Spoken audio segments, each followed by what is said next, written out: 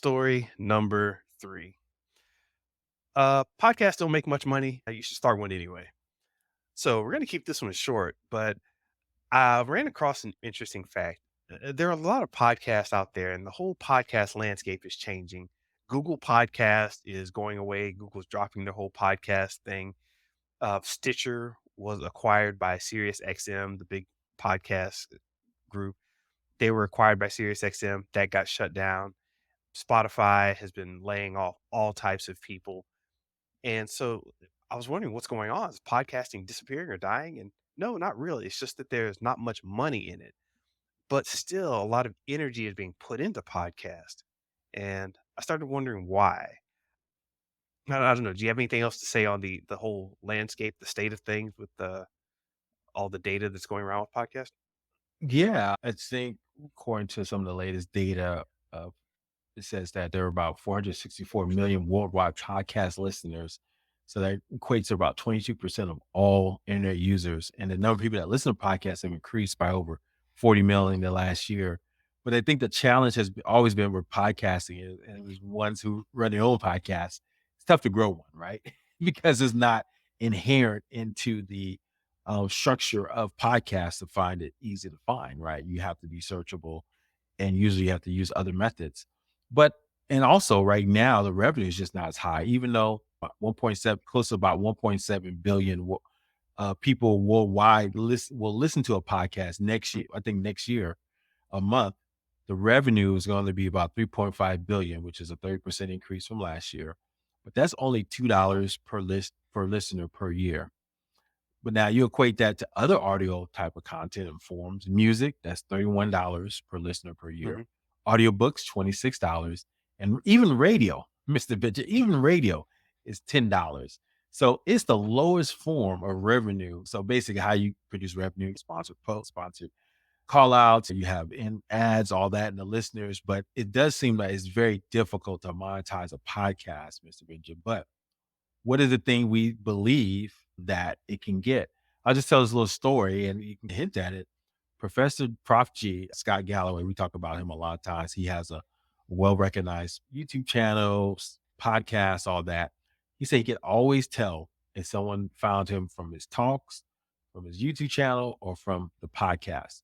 And Mr. Benja, the ones that listened to his podcast were the ones who felt like they knew him like intimately. They tell him Yeah, stories about yeah. his kids.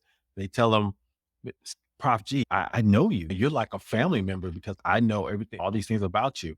And he was like, that's the most engaging type of audience he has. Because let's face it, if you're listening to a podcast, you listen to a podcast in intimate moments. Let's be honest, in the bathroom, traveling in the car, at the gym, while you're driving. And so to him, podcasts provide the most engaged user and audience. Exactly. It was funny. My cousin called me and said he my cut. I'm straightforward. So apparently I've trained family members to be straightforward with me, which kind of surprises me because nobody else does. I'm walking around and my cousin was like, my nephew, I'm sorry. My nephew was like, yeah, man, your podcast just isn't going to succeed unless you make it longer. And I'm like, I just released a 2-hour podcast. Yeah, what are you talking about? He's like, hey, I need more.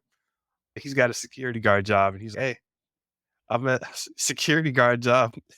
I get it now. I'm like, oh yeah, security guards, truck drivers, people just working the night shift, as you said, in the gym and all this. Man, they will take you on that 3-hour listen and just be there. That's exciting just to hear that there's that strong branding. And this chart by Buzzsprout is talking about the attention span of the listeners. And TikTok, you got an attention span of 7 seconds. YouTube, attention span of 3 minutes. Buzzsprout, you got an attention span of that doesn't make any sense. What are you talking about? So yeah, you go from 7 seconds to 3 minutes on YouTube to a 40-minute attention span on the podcast services. So if you can get somebody in Rapture for 40 minutes, that's quality, branding, customer attachment, number of metrics will benefit from that 40-minute listen. They talk about this to get a new customer, know, like, trust. Yep. Podcasts can do all that in 1 hour or 2 hours. They get to know you. They know about you. They start to like you. You tell stories and you Yep. laughing. That's funny. Yeah, I agree with that. And then they trust you. Man, he's right again. So you can do all that in the podcast. And even Ryan Pineda, the one guy I told you about, I listened to, he's all in on podcasts. He's does 2, 3 hour podcasts with his art, his folks, because he's seen the numbers. They will buy it. Someone takes time. They do customer surveys after they purchase something. Where did they find them? They found them through a podcast. 9 times they will buy something. They're the ones who buy the most from them. So Mm. it just goes show you need to have a podcast in 2024. So that's what we're telling you. You listen to all this, we're giving you advice. Do one anyway if you want to make money.